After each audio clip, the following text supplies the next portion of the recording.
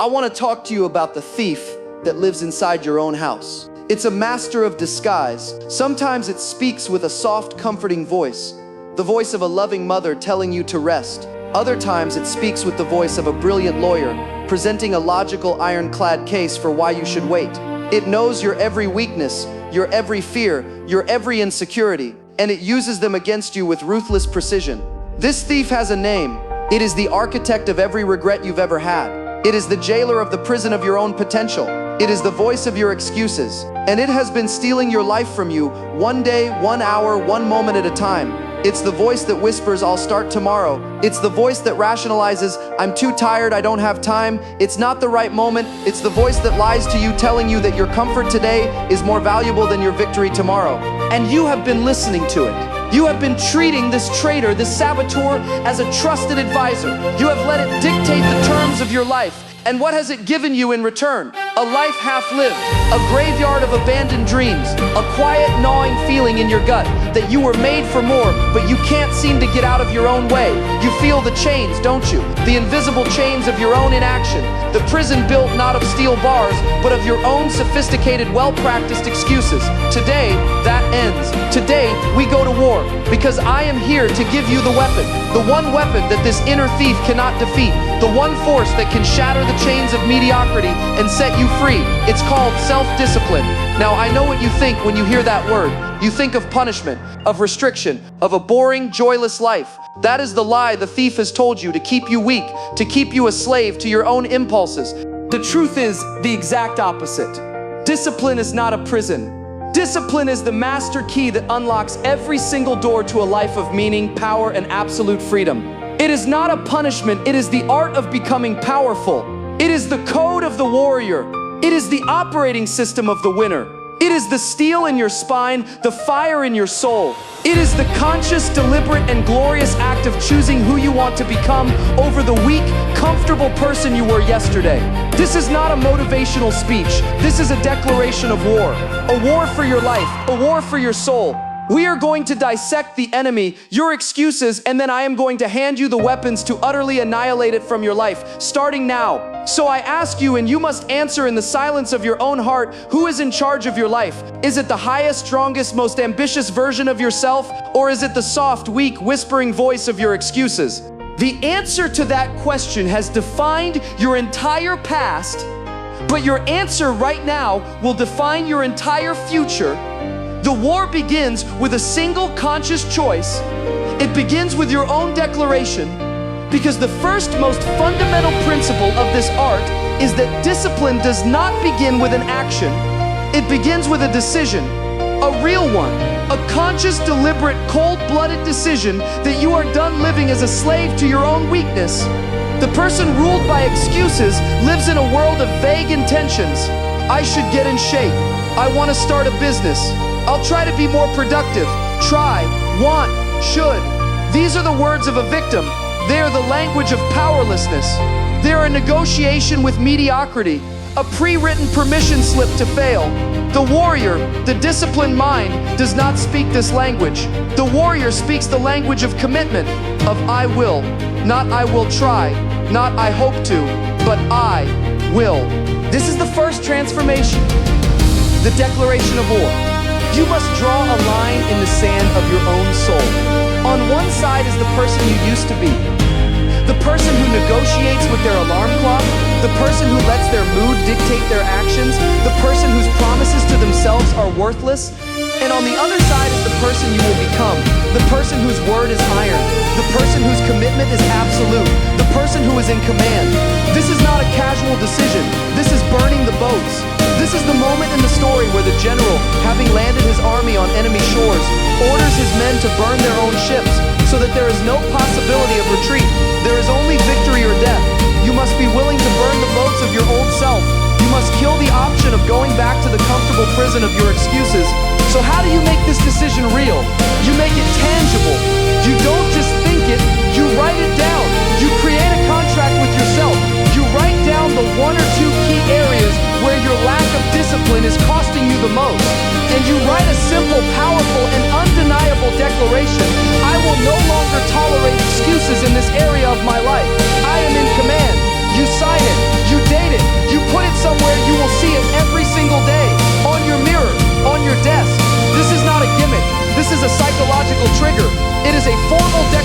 foundation of a new regime inside your own mind. The old king, the king of excuses and comfort, has been deposed. The new king, the king of discipline and commitment, has taken the throne. And you must understand, this new king rules with absolute authority. There are no more debates. The decision has been made. When the alarm goes off, the debate is over. When the time for the workout comes, the debate is over. When the moment to do the hard work arrives, the debate is over. Your feelings will rebel. The old king, the traitor of your excuses, will try to lead a coup. It will whisper all the old seductive lies. And you must meet this rebellion, not with negotiation, but with the cold, hard, unyielding force of your decision. The war is declared. The boats are burned. You have taken the throne. But a wise ruler does not just declare war. They study their enemy.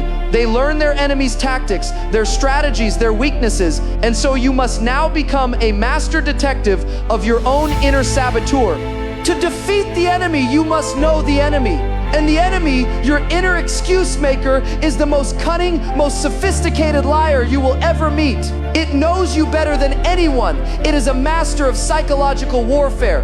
And its primary weapons are the seemingly logical, plausible, and seductive excuses it whispers in your ear. You must learn to see them not as valid reasons, but as the enemy propaganda they are. This is the second transformation, the enemy analysis. You must become a grandmaster at identifying the anatomy of your own excuses. They primarily come in three insidious forms. First and most powerful are the excuses born of fear. This is the excuse maker's heavy artillery. It uses your deepest fears to keep you paralyzed. It whispers, don't start that business. What if you fail? What if you lose all your money and everyone laughs at you? And so you don't start. It whispers, don't ask for that promotion. What if they say no? You'll look like a fool. And so you stay in the same dead-end job. It even whispers, don't fully commit to that relationship. What if you get hurt? And so you keep everyone at a distance. It even uses the fear of success. What if you actually succeed? The pressure would be immense. You wouldn't be able to handle it. Fear is the foundation of the prison, and excuses are the bars on the windows. Second, are the excuses born of comfort. This is the enemy's chemical warfare. Your brain is wired to seek pleasure and avoid pain. It is a survival mechanism. But in the modern world, this mechanism has been hijacked. It has become an addiction to instant gratification. The excuse maker uses this addiction against you with devastating effect.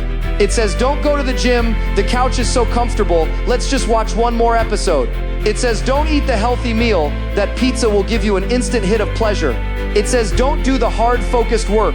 Scrolling through social media is so much easier.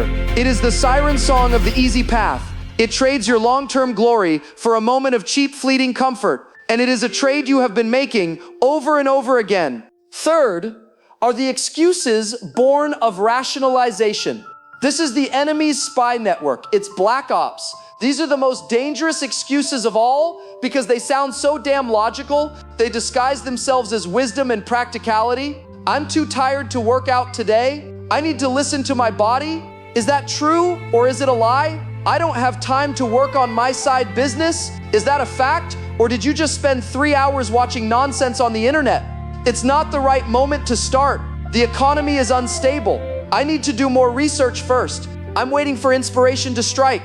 These are the sophisticated lies of a master saboteur. They are the intellectual justifications for emotional weakness. You must become a ruthless detective of your own bullshit. You must put every single one of your excuses on trial. When the voice says, I don't have time, you must cross-examine it like a hostile witness. You must say, show me the evidence. Show me my calendar. Show me my screen time report. You must expose the lie with the cold, hard light of the truth. This is a skill. It is a practice.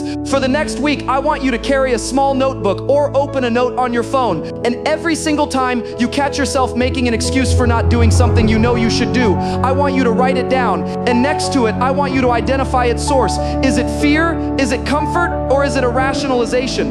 This simple act of awareness is revolutionary. You are no longer unconsciously succumbing to the propaganda. You are identifying the enemy's tactics.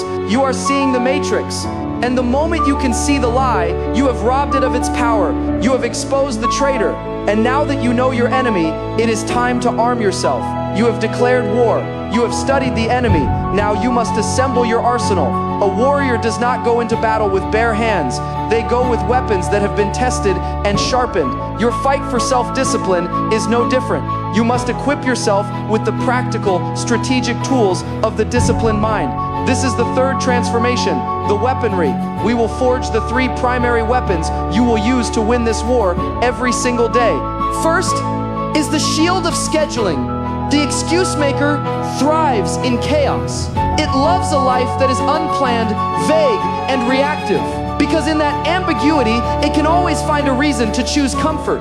Your greatest defense against this chaos is a structured, intentional plan. Your schedule is your shield. A true leader does not wake up and ask, "What do I feel like doing today?" They wake up and they look at the plan. A plan they made when they were in a state of strong, rational thought, not in the weak, emotional state of their morning grogginess. You must become the architect of your days. You must use a calendar, not as a place to store appointments, but as a strategic battle plan. You time block. You decide in advance what you will do and when you will do it. And you treat these appointments with yourself with the same seriousness you would treat an appointment with the most important person in the world, because you are the most important person in your world. You schedule your workouts. You schedule your deep work blocks. You even schedule your time for rest and relaxation. You are leaving nothing to chance. You are leaving no room for the enemy to whisper its lies. When the time comes to work out, you don't have a debate. You look at the shield. The plan says workout. The debate is over. You execute. Second is the sword of the single step. The excuse maker's greatest ally is the feeling of being overwhelmed. It will take your grand, ambitious goals, starting a business, writing a book, getting in the best shape of your life, and it will hold it up to you in its terrifying monolithic entirety. And it will say, "Look at that. That is impossible. You could never do all that. Let's just go watch TV instead." Your weapon against the giant of overwhelm is the sword of the single step. It is the art of breaking down your intimidating goals into ridiculously small, non-threatening, immediately actionable steps. You don't write a book. You write one sentence. You don't build a business. You make one phone call. You don't run a marathon. You put on your running shoes and step out the door. That's it. You focus only on the very next single physical action. This is the 2-minute rule. In action, whatever the habit is, scale it down to something that takes less than 2 minutes to do. Read every day becomes read one page. Go to the gym becomes change into your workout clothes. This is a psychological trick you are playing on your own resistance. It is so easy, so non-intimidating that the excuse maker doesn't even have time to formulate a convincing lie. And the magic is this: once you've started, once you've taken that single step, momentum begins to build. The law of inertia is on your side. An object in motion stays in motion. Getting started is the entire battle. Your sword is sharp. It is small. It cuts through the fog of overwhelm and allows you to do the only thing that matters: begin. Third is the fortress of environment. You are a creature of your environment. You can have the strongest will in the world, but if you are living in an enemy territory designed to make you fail, you will eventually lose the war. The disciplined warrior does not rely on willpower alone. That is an amateur's mistake. The master strategist rigs the game in their favor. They design their environment to make discipline the path of least resistance. This is your fortress. You must conduct a ruthless audit of your physical and digital spaces, and you must operate on one simple principle: make your vices difficult and your virtues easy. You want to stop eating junk food? You don't just try to resist it. You perform a purge. You get every single piece of it out of your house. You make it so that if you want to eat junk, you have to get in your car and drive to the store. You have made the vice difficult. Conversely, you leave healthy snacks out on the counter. You make virtue easy. You want to stop wasting time on your phone. You don't just try to use it less. You redesign the battlefield. You delete the social media apps. You put the phone in another room when you are doing deep work. You make distraction difficult. You put the book you want to read on your pillow. You make your desired action easy. Every change you make to your environment is like building another wall, another watchtower in your fortress. It is a strategic act that conserves your precious finite willpower for the battles that truly matter. Stop trying to win a fistfight against a tiger every single day. Change the environment so the tiger can't even get into the room. These are your weapons: the shield of scheduling, the sword of the single step, the fortress of environment. You must forge them, sharpen them, and carry them with you into the battle that begins every single morning. And this is where the war is truly won or lost. Not in the grand planning, but on the daily battlefield of your own life. Discipline is not a concept, it is a practice. It is a series of choices you make hour by hour, day by day. This is where you apply your weapons. This is the fourth transformation, the battlefield. We will focus on the three primary arenas where your discipline will be tested. First and most critical is the morning battle. The first hour of your day sets the tone for everything that follows. The outcome of this first battle often determines the outcome of the entire day's war. The excuse maker wants you to lose this battle. It wants you to hit the snooze button. That first act of hitting snooze is a declaration of defeat. It is you telling yourself, my comfort is more important than my commitment. The voice of my weakness is in charge. You start the day with a lie, and you carry that energy of indiscipline with you. You then grab your phone, still in bed, and you let the chaos of the world, the emails, the notifications, the manufactured outrage invade your mind before you've even had a chance to fortify it. You start the day in a state of reaction, and you never recover. The disciplined warrior understands that the morning is a sacred time. They win the battle of the alarm clock. They get up immediately, no negotiation, feet on the floor. First battle won. They do not touch their phone. The phone is a portal to other people's agendas. The warrior's first hour is for their own agenda. They hydrate. They move their body, even for just a few minutes, to awaken their physical self. They sit in silence, meditating or journaling, to awaken their mental and spiritual self. They review their plan for the day, the plan they made the night before. They are not reacting to the day, they are telling the day how it is going to go. They are starting from a place of center, of calm, of command. You must win the morning. It is a non-negotiable prerequisite for a disciplined, powerful life. Win the first hour and you will win the day. Second is the physical battle. Your body is the physical manifestation of your will. It is the vehicle that carries your ambition. A weak, undisciplined body will house a weak, undisciplined mind. You cannot separate them. The art of discipline is fundamentally a physical practice. This means you move your body every single day. Exercise is not a hobby. It is not something you do to lose weight. It is a daily practice of discipline. It is voluntary hardship. It is you telling your body, you are my servant, not my master. I will command you, and you will obey. Every rep you push through when you want to quit, every mile you run when your lungs are burning, you are forging your will. You are proving to yourself that you are capable of doing hard things. This confidence bleeds into every other area of your life, and it means you fuel your body with discipline. You cannot expect to have a sharp, focused, disciplined mind if you are feeding your body a diet of garbage.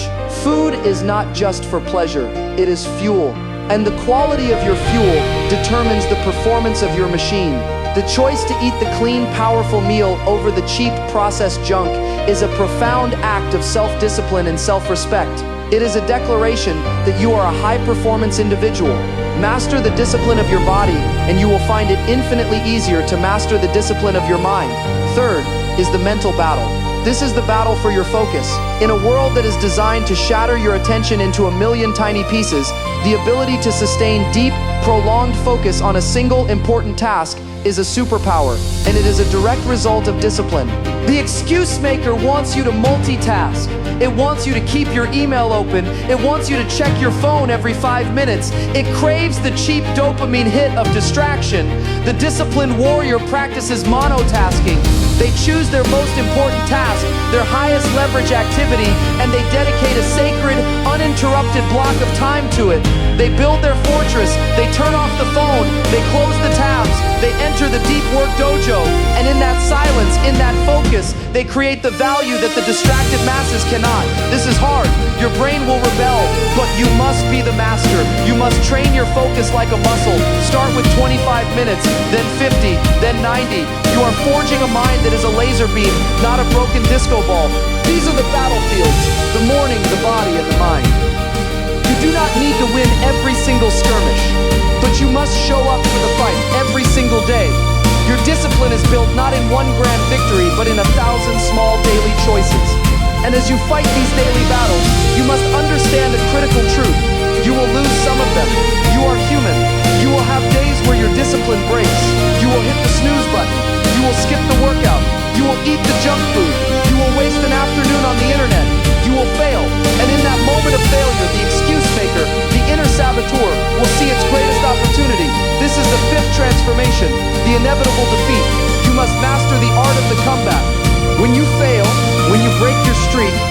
voice of the excuse maker will be louder and more seductive than ever. It will say, "See, I told you, you're just not a disciplined person. You can't do this. You've already ruined your diet for the day, so you might as well eat the entire pizza. You've already skipped your workout, so your week is shot. Let's just start over again next Monday, next month, next year." This is the death spiral of mediocrity. The fragile person believes that one mistake ruins everything. They operate on an all or nothing principle. And since all is impossible, they always end up with nothing. The disciplined warrior has a completely different philosophy. They know that failure is inevitable. The plan is not to be perfect. The plan is to be resilient. Their most important rule is this: never miss twice. You missed your workout today. It happens. But you will not, under any circumstances, miss it tomorrow. You ate a terrible lunch? Fine. You will not let it become a terrible dinner. You wasted this morning? You will not waste this afternoon. This is the art of the immediate comeback. You do not wallow. You do not catastrophize. You do not wait for next week. You draw the line right here, right now. The failure was a single, isolated event, not the beginning of a trend. You perform a quick mental autopsy. Why did I fail? What was the trigger? You extract the lesson, and then you get right back on the path, immediately.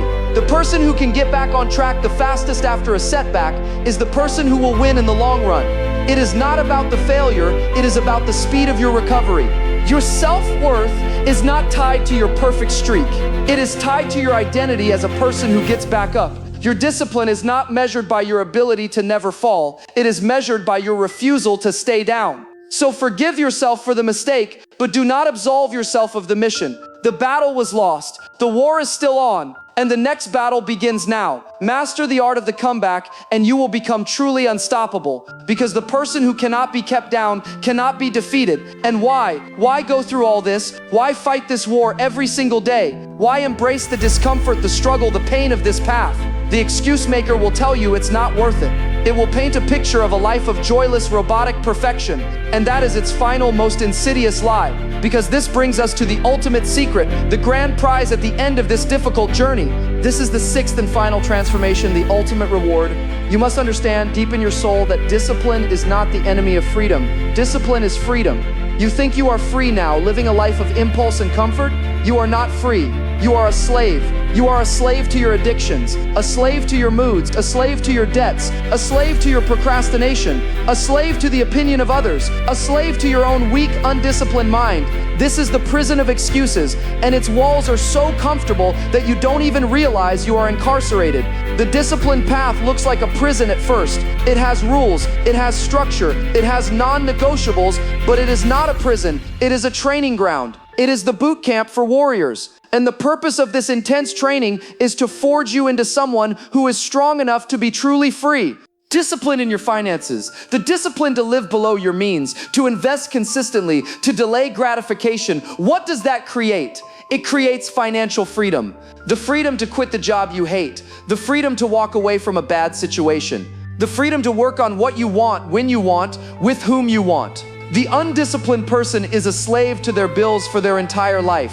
The disciplined person becomes the master of their own economy. Discipline in your health, the discipline to exercise when you are tired, to eat the right foods when you crave the junk. What does that create? It creates physical freedom, the freedom from sickness, the freedom from weakness and exhaustion, the freedom to run, to climb, to play, to live a vibrant, energetic life, not to be a prisoner in a body that is breaking down due to your own neglect. Discipline in your work, the discipline to focus, to master your craft, to execute consistently. What does that create? It creates professional freedom, the freedom of choice, the freedom of opportunity. When you are one of the best at what you do, you are not a beggar in the marketplace. You are a king. You have options. You have leverage. You are in command. The undisciplined person takes whatever job they can get. The disciplined person creates the job they want. Every act of discipline is a deposit into your freedom account. Every excuse is a withdrawal. The life of excuses feels easy in the moment, but it leads to a hard, constrained, regret-filled life. The life of discipline feels hard in the moment, but it leads to an easy, expansive, and powerfully free life. You are choosing your hard, either the hard of discipline or the hard of regret. Choose wisely. Discipline is the sword that cuts the strings of the puppet. It is the only path to true sovereignty. It is the art of becoming the author of your own life, not just a character in it. It is how you stop just existing and you finally start to live. Conclusion, the first step. And so we stand at the crossroads, the path of the excuse maker and the path of the disciplined warrior. You have seen them both laid bare. One is a downward spiral into weakness and regret. The other is an upward climb into strength and freedom. You know now that discipline is not a punishment. It is a choice. It is an art. It is a system.